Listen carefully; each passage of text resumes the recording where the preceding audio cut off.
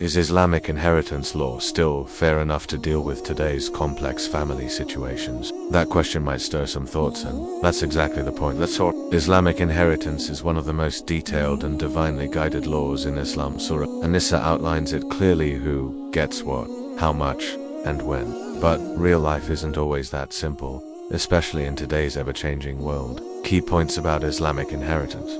The rules come straight from Allah. A son gets twice as much as a daughter. A husband gets 1/2 if there are no kids, 1/4 if there are. A wife gets 1/4 if no kids, 1/8 if there are kids. Parents also get specific shares depending on the situation. It's about divine justice, not equal. Islam sees justice as a balance of duties and rights, not just slicing things equally. Who gets inheritance? Only those with blood ties and financial responsibilities. So, emotional bonds alone don't count legally. Now here's where things get tricky. Imagine this.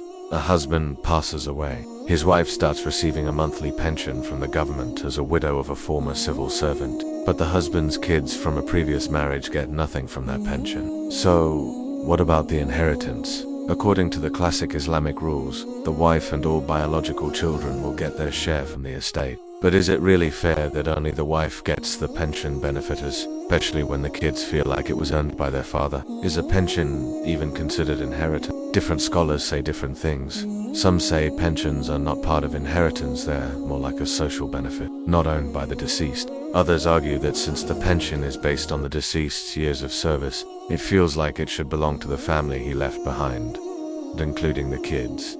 Now add another layer.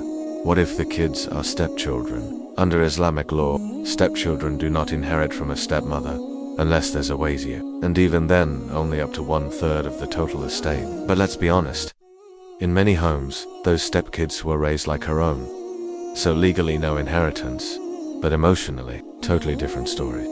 So should the law change with the times? Here's the million-dollar question. Should Islamic inheritance laws adapt to modern systems like pensions and blended families? Or should we just use the flexibility already allowed in Islam through things like gifts, wills, or just open family discussions before someone passes away? Let's think about this. If you one of the kids and your father's pension goes entirely to your stepmom, how would that feel? If you're the wife who raised your husband's kids like your own, but they now want a share of everything, would you be okay with that? Should divine law adjust to fit human-made systems like pension plans? Drop your thoughts in the comment. Do you think Islamic inheritance law is still the best and fairest way for today's families? Or do we need a new way to make things feel fair in modern life?